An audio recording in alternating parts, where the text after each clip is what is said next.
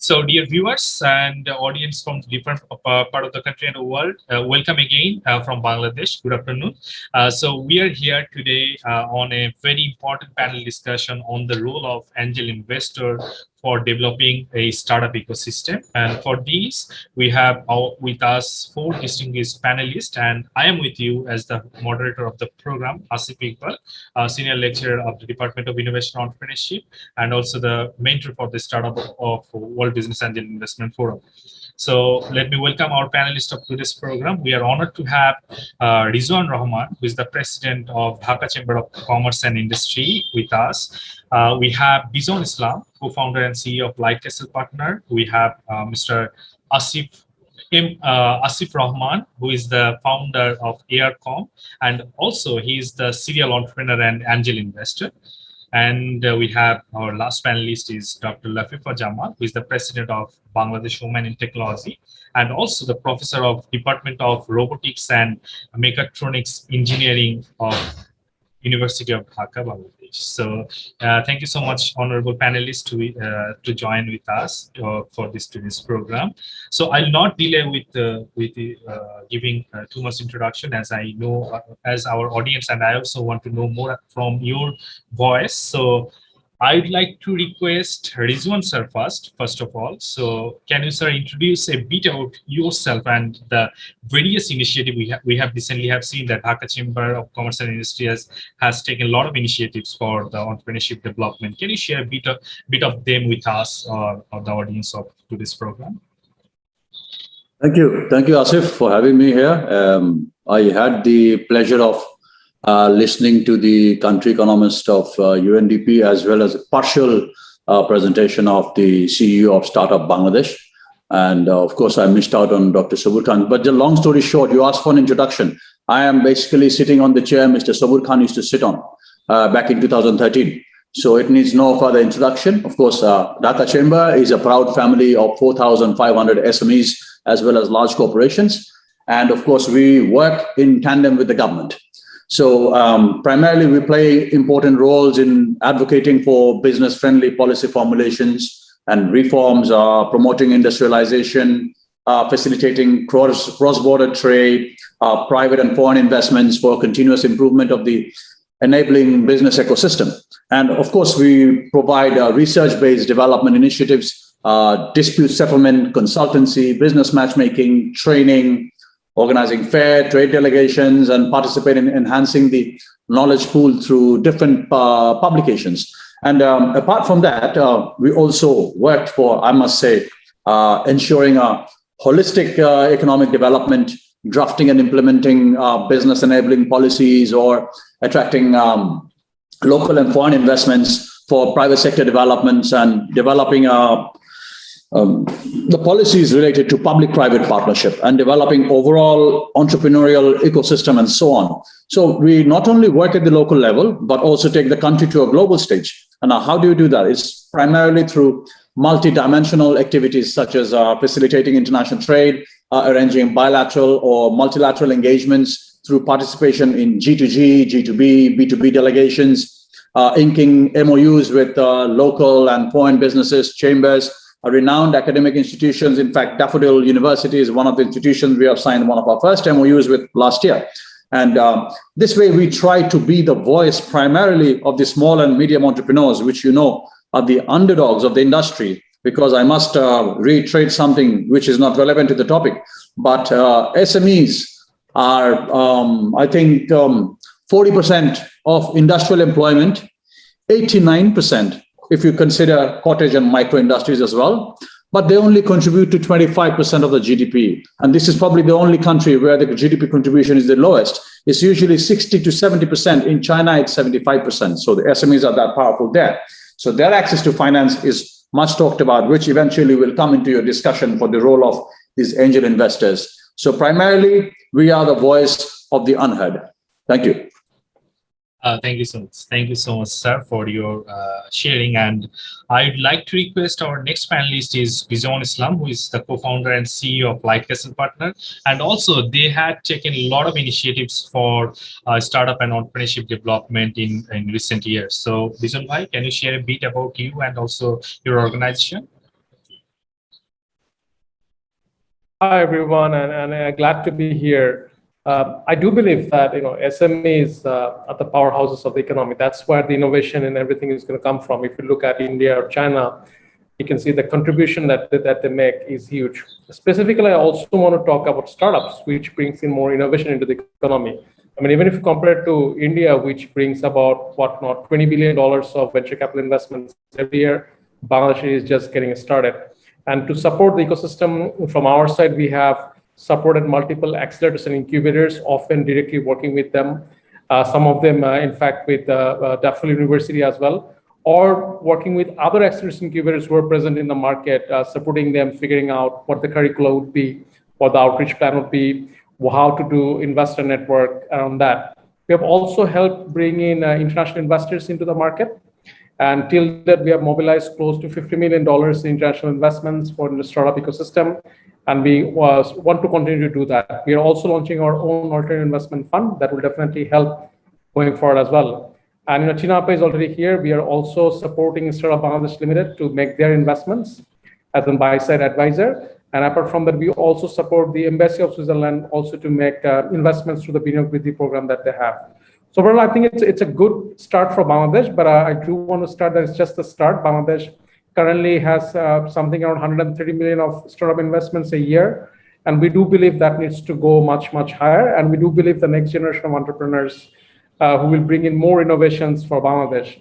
What got us here over the last 10 years won't take us over the next 10 years. And I do believe a new breed of companies will definitely come, bring in more innovations in the market and help pave our way to become an advanced economy, where we can say that our GDP per capita has not only surpassed, say, India, crossing $2,000, but we can safely say that Bangladesh has a GDP per capita to such an extent that instead of receiving ODS, they'll be able to give out ODS. So that's the dream. Thank you. Okay, so thank you so much, Vision, for being such an inspiration, and also you have, as you mentioned, a lot of things you have done so far.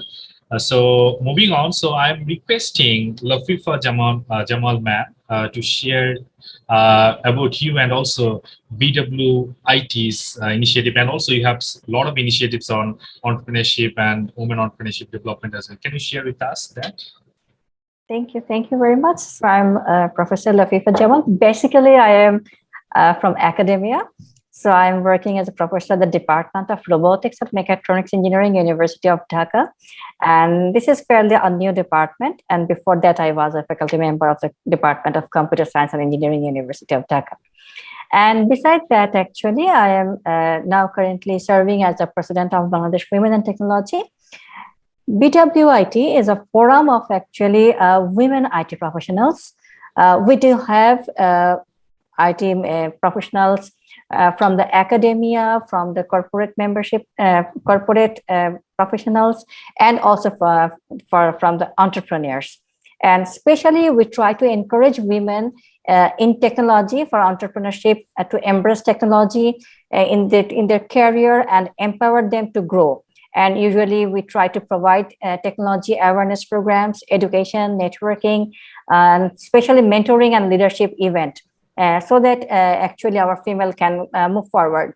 And especially like when we see the startups, we find very few startups which are led by female members. Usually we find them as a team member, not that much proactive. And so actually we try to give them the platforms so that actually they can exchange their views, and also they can be trained up, and also sometimes they also face the problems to get the fundings. And especially though we have a lot of fundings now, we have the angel investors, we have the venture capital companies, but till now, the small and medium entrepreneurs, female entrepreneurs, think that the getting money to get the money and the source is only the banks. And usually we find that they don't have the proper papers to get the bank loans, and they face a very much difficulties to get loans. And so actually we provide a platform where we can actually nurture them, and also we add in some programs so that they know what are the possibilities, what are the opportunities for the startups to grow. That's it.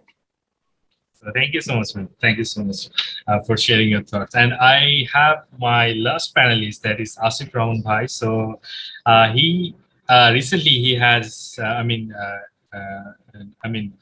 done something like he's an angel investor himself, and he had done closed some good deal recently.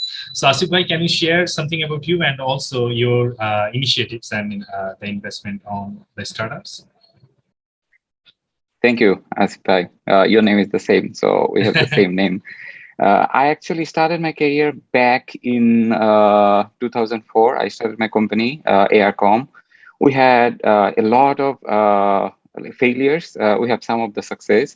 I started investing in US startups starting from 2009. I have very tiny investment in Facebook before they went to IPO. And I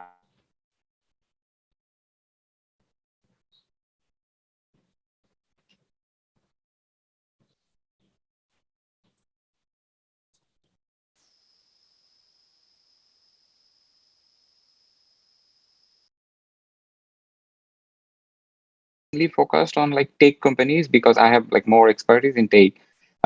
In this year, in the second quarter, we actually invested in total actually 6 startups in Bangladesh, and only one of them is tech. The rest of those are from e-commerce, safe food, and a lot of like different things. So we are trying to see how the growing middle class economy could actually support a larger like a business setup. So we will try to push, bring our expertise in tech, and like also bring those all close in same table. Because COVID has shows us like tech is actually essential for any business. If you're running a safe food, still you need like a little bit of tech. Maybe that's just a channel, but we are trying to actually bridge that gap. And I am investing mostly in angel investment capacity, but I have like a group of angel investor with me. We are actually mostly investing together in Bangladeshi startup right now. Thank you. So thank you so much. Thank you so much for Asif Bhai.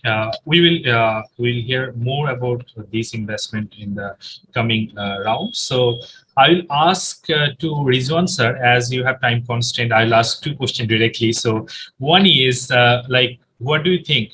Why do the startup and the entrepreneur should know about angel investment, as there are different form of investment around the venture capital investment and private loan and etc. So, and how they should reach out. And another question is that, like, as you are working on the collaboration and different perspectives, so how to bring more angel investor in the country, and also how to create interest among the local people on angel, so that they can become the angel investor. So these 2 questions I have for you. Thank you. I'm just going to answer both of them together. So first things first, most of the young entrepreneurs hardly know about the angel investors. And technically speaking, I'm also guilty of the same crime.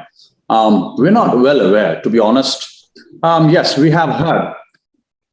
Technically, to support venture financing, most of these are found through these accelerator services that we have heard in the different telcos or Startup Bangladesh of the ICT division, which they are doing. And then I think GP and Banglalink, they have several initiatives. But primarily the several issues that are related to venture financing, let me just make a small list of it. First of all, it's the lack of available and trustworthy documents. This is something which has always been a challenge for the people looking for the funds. There is no IP protection. There is poor access to SMEs in the capital market. They don't have access. In fact, it took us 50 years. Well, not 50 years. In the last 38 years, the stock exchange has been there. The first SME was listed only last year, which means it's also a sign that the access to capital market for SMEs is very, very poor. That's because we have the law, we have the access, but the barriers to entries are a bit too much. And then there's lack of network security. There's some high fixed cost. We have a lot of telephone penetration, internet penetration, but smartphone penetration is not up to the par with the internet penetration. That you also have to look at. And then lack of necessary and updated technical skills of the IT graduates of the country. Appropriate ICT policy. or low institutional participation in the pool of funds that is created by the angel investors or potential investors, which leads to a lack of motivation. And I think the primary cause is the risk-avoiding tendency of the entrepreneurs. This is exactly why the people are not showing their participation. And at the end of the day, the lower availability of opportunities to develop derivative securities, difficult M&A opportunities due to lengthy legal framework and lack of guidance in our Companies Act. Now, these are modern terms, angel investments, venture capitals. They need to be included in all of this. And we are still following Companies Act 1994. Why are we not making more and more amendments? We are becoming digital. And we have done things in the last 1.5 years that no one has thought about. And of course, COVID has shown us to be more advanced digitally. And entrepreneurs, I think that they should reach the angel investors as they are the primary financiers of risky ventures. Whenever you call yourself an angel investor, it automatically proves to show that you are willing to take a risk.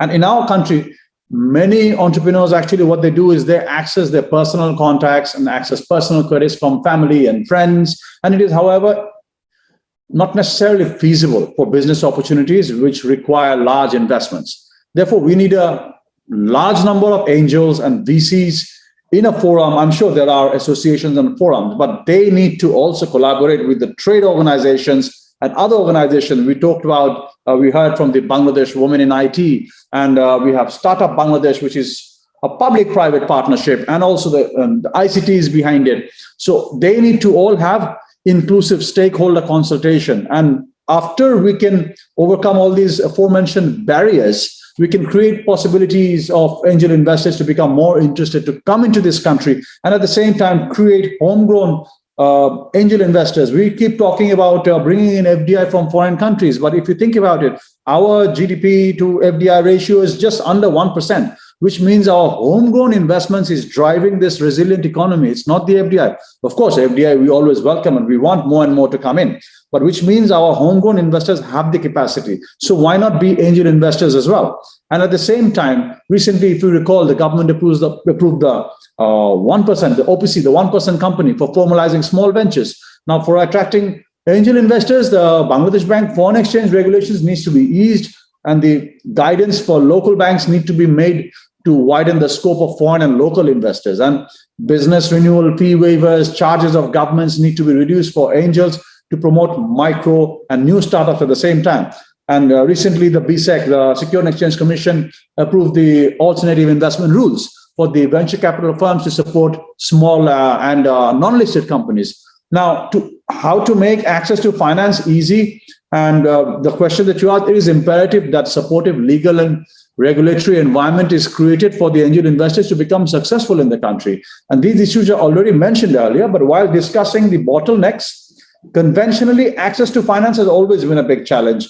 The UNCDP country economist is here. She is an expert on SME, and we always share various platforms talking about the financing for SMEs. And this can be a breakthrough. Angels can be a breakthrough for these SMEs, because I know the first priority of the central bank has to change the age-old method of collateral-based financing. It does not work anywhere in the world anymore. Now you have to move into cash flow-based financing. Angels will do that, but the banks, the conventional banks, are not doing that. Unless we have a policy reforms perspective from the private sector, which has to be pushed, which also needs to come in from the angel investors and the experts in this sector. That's where I think also DCCI can partake in this initiative and push for cash flow-based financing models. And angel investment is, of course, an innovative and easy financing solution.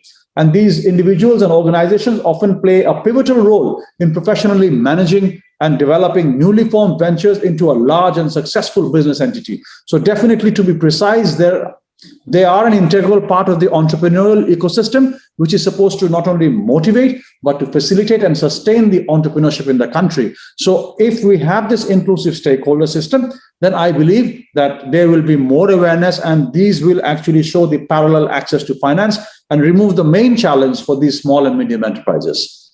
I hope I was able to answer all your questions in one gist. Sorry, because I'm pressed for time. So yes, sir. Thank you so much. Thank you so much for sharing your valuable thought. As we'd be happy, we could be happy to have you throughout the program. But somehow, as you know, we have some another involvement, so you have to leave us. But so thank you so much for sharing your valuable thought with us. And I think as our ecosystem leaders are here, they will morely think about those sort of things. So thank you so much, sir. So I would go to Vision Islam Bhai for the question that is, Rizwan sir also mentioned that there is a gap of knowing angel investor, who are the investors in Bangladesh, and also there are the there is also a gap for the entrepreneurs to know about the procedures.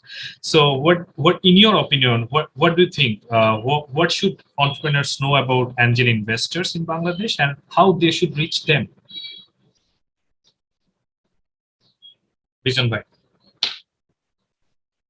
Thank you. Thank you, Asif, for that particular question.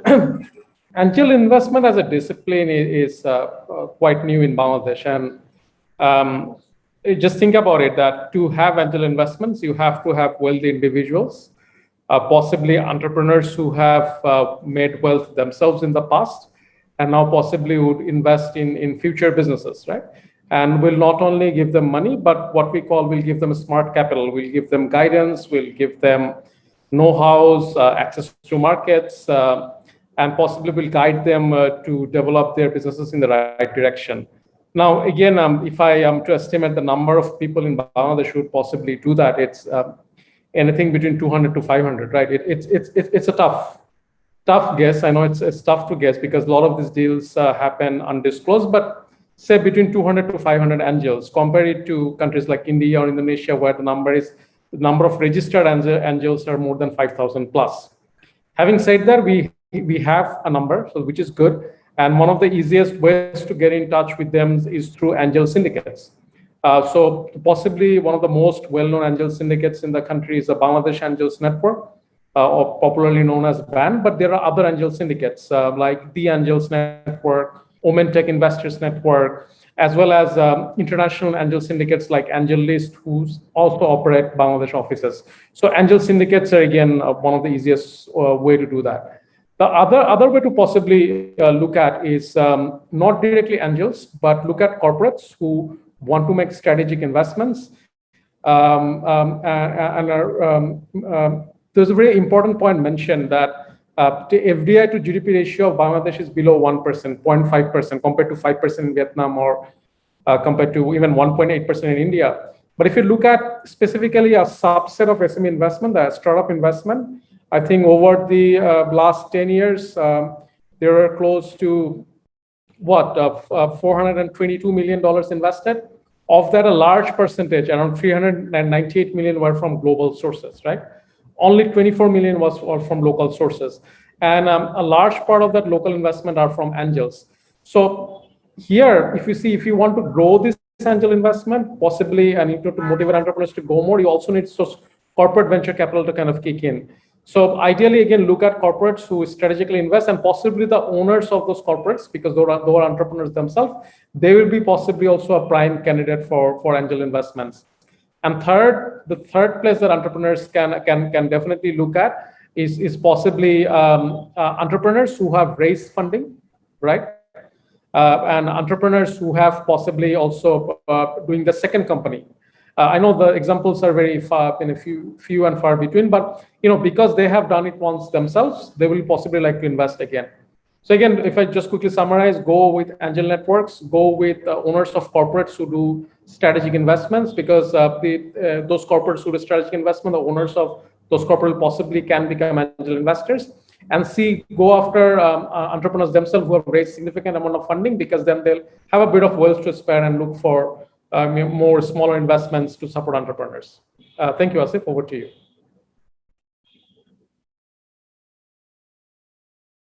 Asif, I think you were muted again. I do it always. Okay, so thank you so much, Vision Bhai, for sharing your valuable thoughts on it. So I'm going to Lafifa Madam with the same question. So what do you think about this? Actually, as mentioned by our previous speakers, that actually angel investment part is a very new for us. Yeah? So most of the people don't know about this. That's the main problem. And suppose in BWIT, we have some members who are also angel investors. And sometimes they say that they have the capacity to invest, but they don't get promising startups where they can actually invest their money. So actually, you have to think out of the box. So we know that all in startups actually don't click. But if you have the idea, if you have unique idea, actually, you can do something better. So actually, the startups also think about that. Especially, I am involved with Startup Bangladesh. I am in some of their committees, and especially when we select the startups for the funding, usually we find that they have the repetitive ideas. So actually, it's difficult to invest to a startup which doesn't have any unique ideas. So I think this is also another part, another window. The startups also think about that. So this is one thing. And the angel investors, yes, actually, the people don't know more about them, and we found that the angel investors actually, they don't not only invest, actually they also groom up the startups, give their tips and tricks, how to do better, how they guide the startups also. So it's really very good opportunities to get angel investors by the startup companies. And also, actually, we found that small and medium-sized enterprises, especially, they need the investment. So during the COVID time, we found that a lot of female come for business, though mostly they are basically based on e-commerce. We also get some unique startups also. So we have to actually keep them, because the women who are mostly based on the e-commerce. In the last month's report, we found that usually actually in Bangladesh, what happened? We are mostly get comfortable to go for on-site shopping, not the online. And as now we are moving forward, so actually we are actually going for the offline shopping also. But if we have some unique ideas, if we have something that is not given by other startups, actually, the people will go to them themselves. So actually, we do need to work so that we can get more in angel investors. Okay, so thank you so much, madam. Thank you so much for sharing.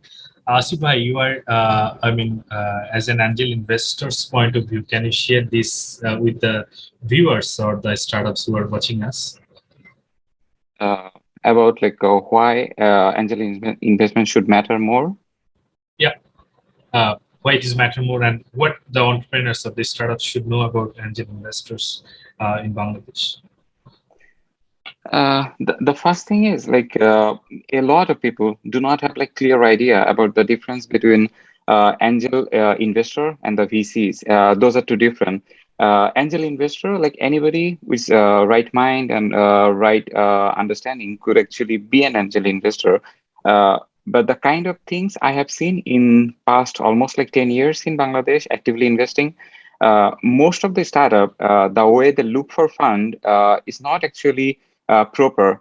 Sometimes people want to raise fund because they have seen somebody else actually raise fund. It's not because he needs to have this fund for particular reason to let them grow to particular state, because funds should actually help him to grow into a different sectors or to prove his point or to bring the MVP in online.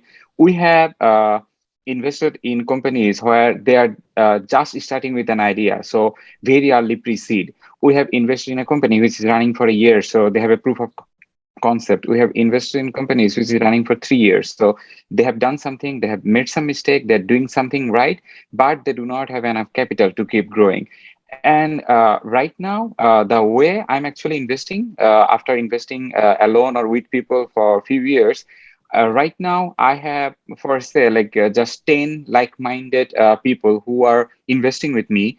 None of them are traditional investors investor in Bangladeshi sense. Each of them have capacity to write 7-figure check in every year, but they don't want to actually get involved like a VC. So the point Lafifa madam already proposed, that sometimes the investor feels like they needs to be involved with the business, actually is exactly the opposite thing. We don't want to get involved with the business. I really hate the idea when investor try to actually have certain control on the company, when investor tells the founders what needs to be done or how he should actually run the company, because they're not the founders, they're not the one who is actually running the business. Maybe one of the angel investors could have expertise in marketing, so he could give some advice to the founders or the companies about marketing, but he will never take the responsibility to running the company or a proper responsibility to any of the company. Already, another person already spoke about like how a lot of companies doesn't have like proper accounts, proper documentations, proper due diligence. That is the one single most problem we face. That is the probably main reason why most of the company can't raise fund internationally or can't raise fund in a institutional manner, because for closing a round with that much documentation, it will take very long time. But for us, Angel, so we could actually write the check probably much sooner than like VCs or institutions. But we still face all those like documentation problem and all of those. So what I'm doing right now,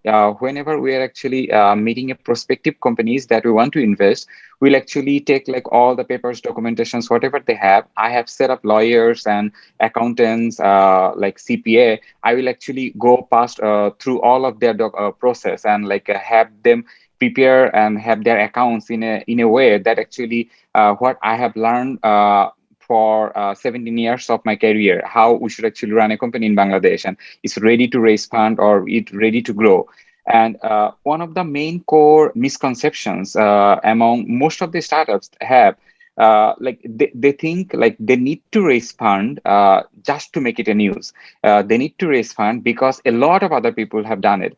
They need to raise fund because they want to actually show it to their friends, show it to their family that they are doing something substantial. But you need to understand the point, because when you are actually bringing more people on your board, when you are making people responsible for your finance, you are actually diluting yourself. You are actually making yourself vulnerable. It's true, Angel will not have a lot of control, but if you do not have a right product in right mind, in a right market segment, you will continue to burn. You will continue to actually displease a lot more people. It's true that angels could take like even much bigger risk. Angel could actually take decision faster. Like I have one crazy guy who came and saying that he wants to work in safe food. Safe food means like it's a better packaging, better like process management and everything, which makes the product even costlier than the usual market. But he wants to sell it to very lower end consumers. Like he wants to sell like beef in half kg packet. He wants to sell like Ilish in 250 gram. So it sounds like very ridiculous because the packaging and processes, it will increase the cost. But he has the point that a lot of people don't buy Ilish only because Ilish actually cost more if you buy like one single piece, and maybe a lot of like a very small family lives in Dhaka, just husband and wife. So it's crazy idea. I wanted to test like how his idea could shape. Maybe for a traditional investor, he would want to actually see if he could sell to 1,000 people, if he could really market into that level. But I'm willing to take the risk. I'm willing to actually see like if you could really go to the market, market it properly, and get some ROI, get some more data. So it's a scalable business. So angel investment could be very right for us to grow the SMEs, but the person who are getting involved needs to have like a clear idea what they are doing. That's actually my understanding so far. Absolutely. As you are becoming the angel investor yourself, so you that sharing was much more valuable. So thank you so much. I'll be back to you again with another question right now. So that is, what do you think from the angel investors' perspective? How to bring more angel investors in the country from it could be abroad. Another thing is how to grow the interest of the local people to become the angel investor. because many of them actually don't know how am I actually capable of becoming an angel investor or not. So what's your thought on it? I think like it will have like few different aspects of like bringing more people into angel investment, and that's also my core goal about like bringing more people, because most of the companies that I'm investing right now, I could have wrote the check home by myself, but to bring more people, that is the goal. That if I share my experience, if I make people easier to invest, other angels, maybe they will get used to. If we could create some good stories, if we could create some solid example of how we as a angel investor was able to help a local homegrown companies, that will probably interest a lot of other peoples. They could be from Bangladesh, they could be like NRBs living outside. We are trying to actually grow this network by ourselves. Bangladesh Angel Network is doing a good job. I'm also part of it. So we are like bringing a lot of new people who probably never thought about writing a check to somebody who doesn't, he knows in person. So a lot of new people are coming. We are also like trying it ourselves, how we could actually make the story hard. You will probably see like all the investment we are doing the PR in a way that actually highlights all the angel investor as well. So that's also one of the strategy that we are actually trying to promote the angel investments. That those are the people that you probably know from some other business. They are investing in a business, so you could do the same. And after our first 3-4 investment, I'm getting a lot of like connections and people knocking me that if they could be involved in my next round, if they could be involved in the next company I'm going to invest. I'm probably not going to take those responsibility of bringing more people as a network, but I'm connecting them with like BAN, I'm connecting them with a lot of other local initiatives, and some of the things maybe we will actually do as an organization as well. So I think it's our responsibility from each and every aspect. So I am playing my role as an active angel investor for a decade or more. I'm sure like Sobur Bhai, Asif, Iqbal, and all of you are actually doing the same thing to promote this. So we need like more stories. We need to actually talk about it. We need to speak up how we could actually help the right story, not only the like funding story. We have to actually tell the story how we are really able to create a like positive impact from the angels as well. So thank you so much. Thank you so much, Asif bhai. So Rizwan bhai, can you hear us? So I'm looking forward to your thought on this same question. How do we bring more angel investor in the country? Right. I mean, first I want to start at that investors come in all shapes, colors, and sizes, right? And each of them kind of has their own kind of structure, processes to understand. So angel investors are typically those investors who are investing early in the business, right? Possibly they're taking maybe additional risk compared to institutions who are coming later in the stage of venture capital firms or corporates. But typically these are mostly angel investors consist of individuals who have already run their own businesses, right? We have this very interesting saying that we have that angel investors are people who have their own money and other people's business, right? And venture capital firms are other people's money and other people's business, right? Corporates are roughly in the same way, because corporates have a shareholding structure, and the management of the corporate, maybe they have some shares in the corporate, but not necessarily the money is there. The money belongs to that private limited company or that public limited company. So you, as an angel, you have a lot more freedom. And typically angels are people who have done businesses by themselves. They have known how the process works. For example, Asif bhai have run their own business, his own business, right? So he knows, okay, this is how a business usually works. And I completely agree. As an angel, you shouldn't really handhold or intervene, but more as a strategic guide, mentor, advisor. That's kind of the role that you're looking at. Because you have, if the founders don't perform, or the founder leaves the next day, what do you have got left? Because these early companies do not have assets that can be liquidated, right? Sobur sir, he has done this business for a while. He has done multiple businesses. Now, if he comes in and invests in other companies, that's where angel investors come.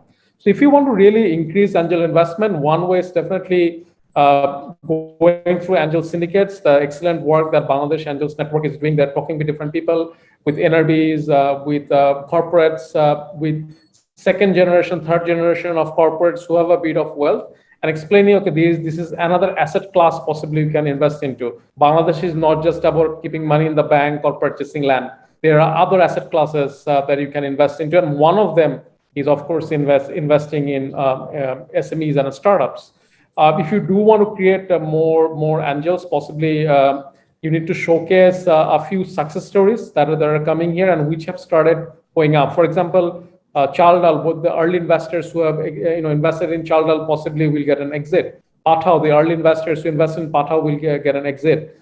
Or ShopUp, the early investors who invested in ShopUp will get an exit. So I think these success stories are coming, but this needs to happen more. That way, I think more people will be interested to look at this particular market. But again, that view is important, that these successes are few and far between. Possibly, if you make angel investment, you should be ready to kind of take full risk on that capital. You may or may not get capital that if you invest in possibly 10 companies, possibly 1 or 2 will give you return, maybe 2 or 3 might give you dividends, and maybe other 3 or 4 might completely fail and give you 0 return. So I think educating the market through different forums, understanding, showcasing these success cases. I know Asif is doing this informally, which is again great, which is needed because people trust. Investors often have this herd mentality, right? I mean, I remember when we were selecting a company to invest from Light Castle, and I told him within my network that we're investing in this company. Automatically, 5 of my friends came up and said, "Hey, Bijan, we also want to invest," right? So investors have this herd mentality. So whenever these things are happening, showcasing those, and then of course, angel syndicates definitely play a very, very good role because we are doing this informally, but they systematically kind of showcase the investment opportunities here. And lastly, possibly working with VCs, because VCs often give exits to the angel investors. So, Tina Appa is here from Startup Bangladesh Limited. Possibly they will make a lot of investments or there are other VCs in the market, international, local. So they will possibly give more exit to the angel investors. So possibly trying to work with these VCs and figuring out what kind of investments that normally happen, which industries are most in demand, and possibly sharing that knowledge so that you can strategically make more investments on those particular sectors.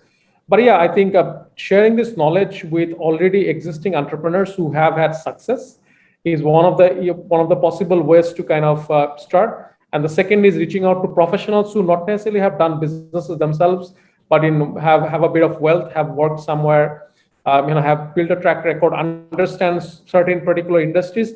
They possibly can also be motivated to start investments as well. And again, working in collaboration with angel syndicates and venture capitals who can give exits to those angels will definitely be a key. Thank you. Absolutely. So thank you, Bijan, for sharing your very worthy thoughts on this question. So, Lafifa ma'am, are you there? So, who wants to hear from you on this note?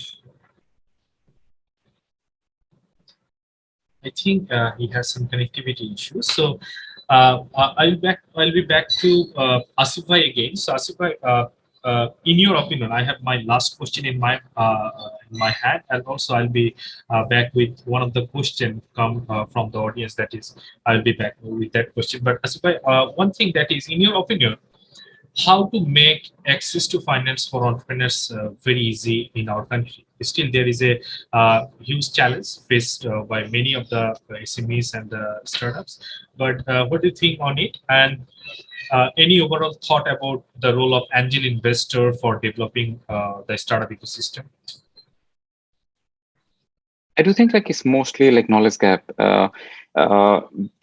This is almost ridiculous. If you meet somebody who is professionally active in his career for 5-7 years and running some form of business for 3 or 4 years, then he started something. Still, he doesn't know very basic of accounting. Still, he doesn't know how to actually keep track of the expense, how to run the accounts, and how to process all of those. So this is pretty ridiculous to be found still right now, because none of the university, none of the things that they have gone through actually teaches them to be accountable, process the accounts, VAT, and all the documents properly. So I do think like we are doing a lot of good things from Startup Bangladesh to GP Accelerator and all of those. And we should actually have like more content in terms of like online content. It could be video, it could be like blog and other things that will actually teach people how to be ready, how to start your business, how to start have all the legal and other formalities in an order. Those are the like main core things that I think we need to be addressed. Otherwise, nobody, it could be angels, it could be bank, it could be like any financial institute will be able to actually help. It doesn't matter like how much product you are actually selling online by Facebook or something. You can't actually have a real business unless you are paying tax, unless you are actually acquiring the things, paying all the VAT and other things. So I do think like this educational gap that is very core with our education system and everything. So that is one core problem we need to resolve. Otherwise, like a lot of things, good things that is happening right now, in terms of like if you just see how big is the Facebook-based e-commerce that nowadays they call like F-commerce is big. They're probably much bigger than the entire e-commerce we have right now. So none of those could be actually accountable. None of those could be like in a proper order. I have seen like one really good idea that is actually working for making those e-commerce based business accountable, bringing like a SaaS based accounting solution for e-commerce, bringing like a VAT solution for them, bringing like a delivery systems and everything for the e-commerce based business. So those type of initiative could actually help people to get more knowledge and get more organized. That is the thing I'm looking forward to promote more and have people more understanding. Thank you so much. Thank you so much, Asif bhai. I think our entrepreneurs should really think of these sort of things. Bijan bhai, so in your thought, how to make the access to finance for entrepreneurs more easier in our country? What do you think? I think in any time in Bangladesh you ask, and it might be true for other countries as well, but in especially Bangladesh, you ask entrepreneurs what are their top 3 reasons. Access to capital will definitely come up.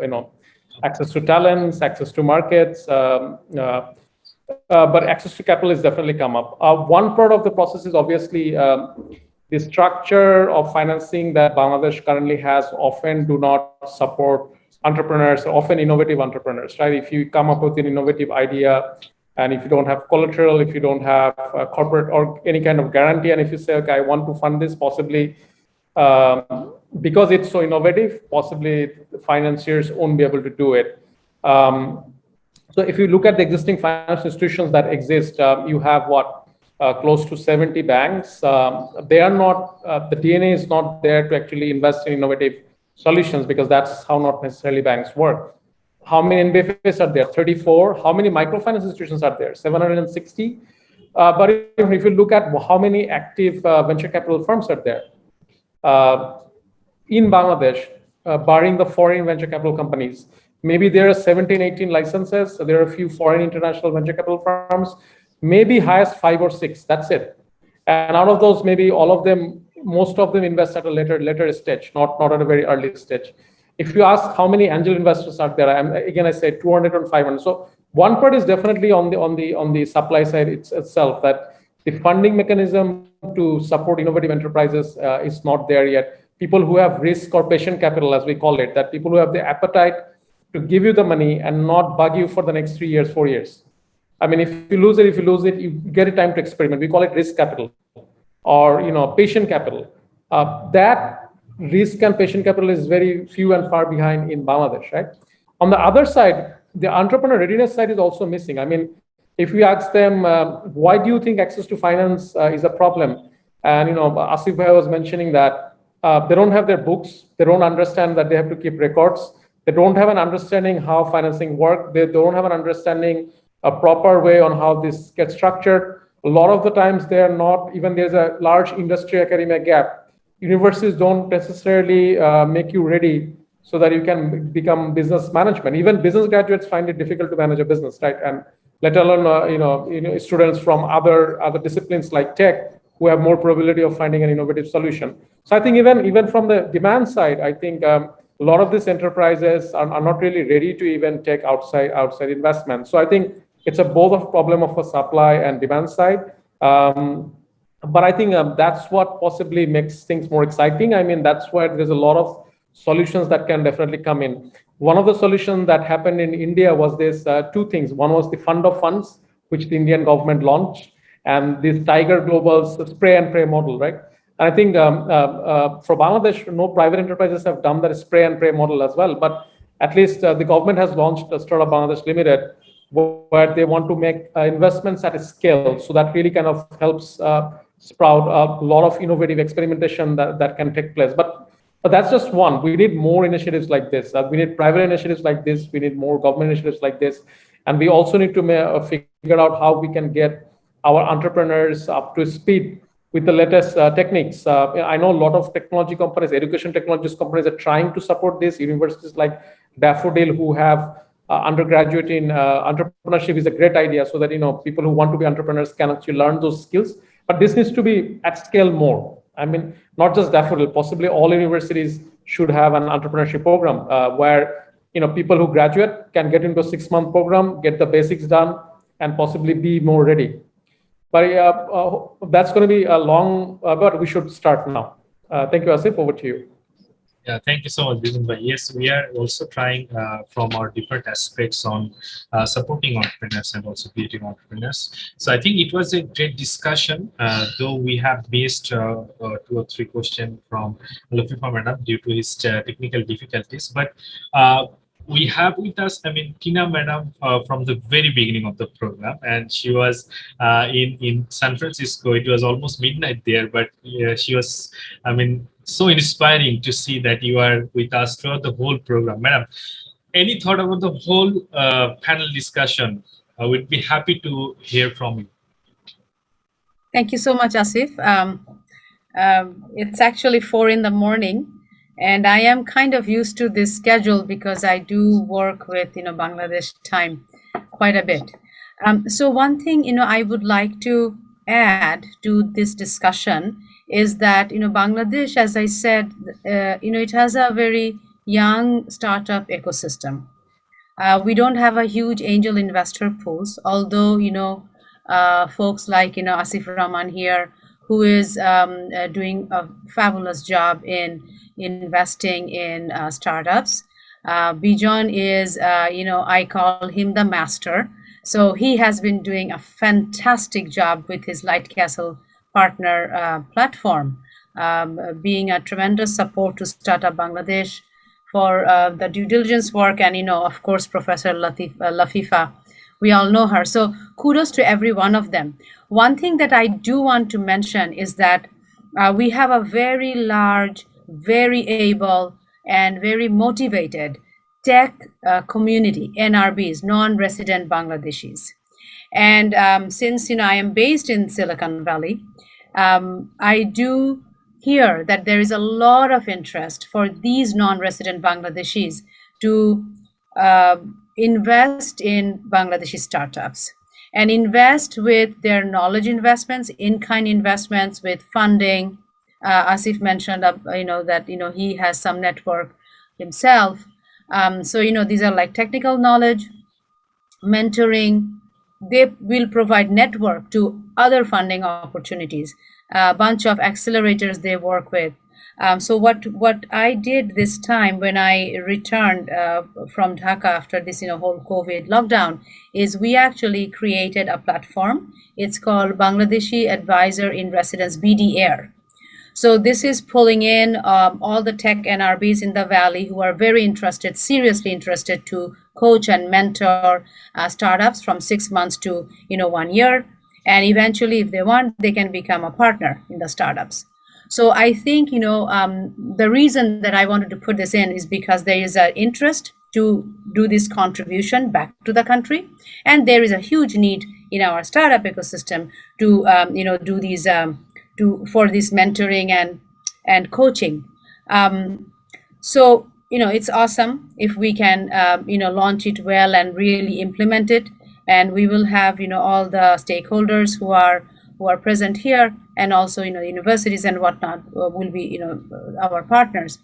But my other point is, as NRBs, and I always say that when I am in this type of global platform that the NRBs needs to advocate Bangladesh. So we need to promote Bangladesh wherever we go, and we need to go back and invest in our startups so that we create precedents, and it brings in foreign investors, it brings in foreign angels, whatever that is. So I just wanted to kind of bring that point in this discussion, because NRBs are, just like Bijan said, that the Indian network is big, is very successful because of government initiatives, but also there are private stakeholders. So thank you for letting me share my thoughts. I really appreciate it, Asif. You did a fantastic job in moderating this session, and I'm really honored to be part of this. Thank you. Thank you so much, madam. We are really excited about your platform, BDAR, and we look forward to, know more about the platform, and I hope it will create more impact in the country. So I'm back to Asif Bhai for the last thought on anything you want to share with the youth or startup of the country. Any last thought from the angel investors' perspective? I think the core message for any people who are just starting or working with an idea or struggling what he's actually trying to do, you need to try to stay cash positive. You need to be positive in unit economics. If you have a good model, if you have find the right market fit, money should never be a problem unless you have misdocumented or did not properly did the accounts. Money will not be a problem if you are running with a good business. Obviously, the idea doesn't mean anything at all unless you really try to implement or have some of the numbers. So do not focus a lot more on just actually getting investment. Investment will come. Access to finance is a big question because you always need connections to get funds from people. But right now, a lot of initiatives, a lot of large organization, even with Light Castle Partners, the way they are connecting a lot of international initiatives, Bangladeshi initiatives also. Light Castle Partner probably single-handedly give a lot of insights to even Bangladesh Angels and a lot of different initiatives. So we have a lot of good opportunities. I do see Daffodil Group as a whole. They are also trying to help innovations and bringing students to the access to finance and let them grow or whatever they want to. So we have a lot of those opportunities. Just do not dream on something. Try to actually implement it. Try to do not wait for funds or other things. If you have a good idea, try to implement it as small as possible. If you find your right market fit, money will not be a problem. Trust me, money will be the least problem if you have a right market fit. Absolutely. Thank you. Actually, from your words, that is, you have to start first, and I think if you can make it a successful one, money will not be a big problem, because people like Asif Bhai, people like Bijan Bhai, Tina Madam is there for you. So Bijan Bhai, any last thought on for the youth or the startup of the country? No, I think it's a very exciting time to build a company in this world. This is the first time possibly in the history of possibly humankind you can build very innovative solutions by sitting anywhere in the world. And I think COVID has given that opportunity more. The increase in ICT opportunities that are there is definitely there, but even looking at the Bangladesh market, I'm seeing so many innovative companies that are coming up recently with so many innovative solutions. So I think it's a great company, a great time to form a company, from agriculture to health to education, ICT, climate, consumer goods, consumer durables. I think the opportunities are everywhere. So all the best, and if we are able to help, we'd be happy to help. In whatever we can, because at the end of the day, we are in the same boat. I think if the entrepreneurs do well, the country does well, and we will all do well.